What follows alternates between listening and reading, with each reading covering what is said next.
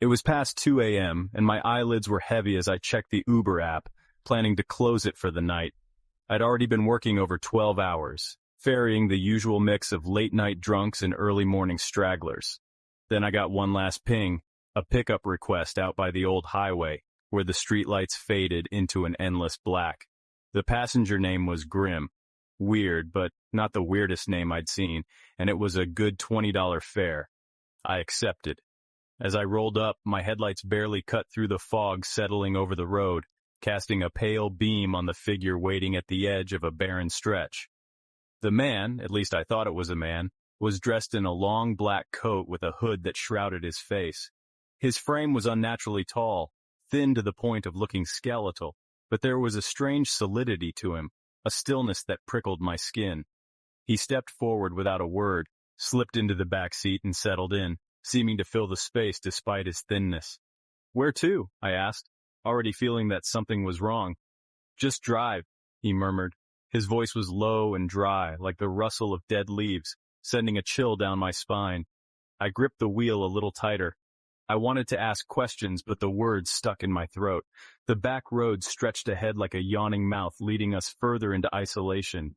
Every time I checked the rearview mirror, I saw nothing but that hood, that blank, hollow blackness where his face should be. Finally, after a few miles, he spoke again. "Tell me, do you know how close you've come before?" "Close to what?" I asked, keeping my voice steady. "To me," he replied, "a dozen times at least, always slipping away. Until now." My chest tightened as memories clawed their way up. Close calls I'd forced myself to forget. The night I'd skidded on black ice and stopped inches from plunging into the river. The time I'd choked on food and barely gasped for air just in time. Each time I'd walked away with just enough fear to make me careful, but never enough to think twice. "Not everyone gets so many chances," he continued, his voice creeping into the spaces in my mind. "But you? You must have 9 lives." I laughed nervously, the sound swallowed by the quiet. "Yeah, lucky, I guess," I muttered. "Luck," he mused. "Is that what you think it is?" The car seemed to close in, the air thick and sour. The road was deserted. Shadows from the trees draped over the car like a funeral shroud. And then I felt it, a terrible pressure at my chest, as if something unseen was squeezing the life out of me. "Are you doing this?" I gasped, barely able to breathe. In the rearview mirror, he lifted a gloved hand, and I realized he wasn't touching me, but he didn't have to. I could feel his presence burrow into me, reaching into places I didn't know could hurt. "All things end," he whispered, the edges of his voice dissolving like mist.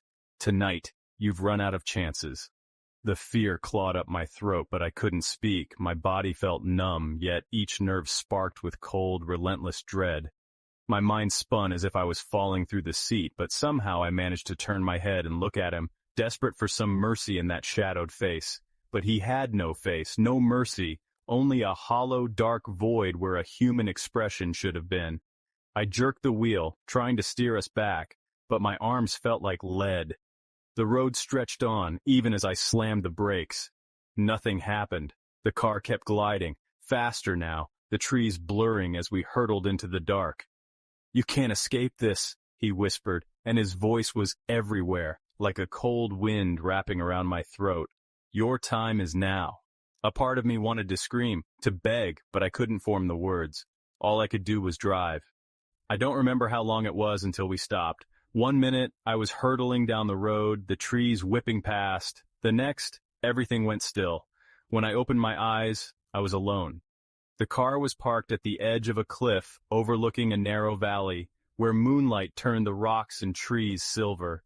I could barely move.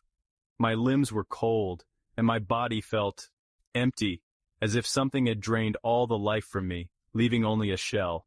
In the rearview mirror, my face looked gray, my eyes sunken. I knew in some terrible way that the man, Grim, had taken something I couldn't get back. I tried to lift my hand to start the car again, to get back to the world, but it wouldn't respond.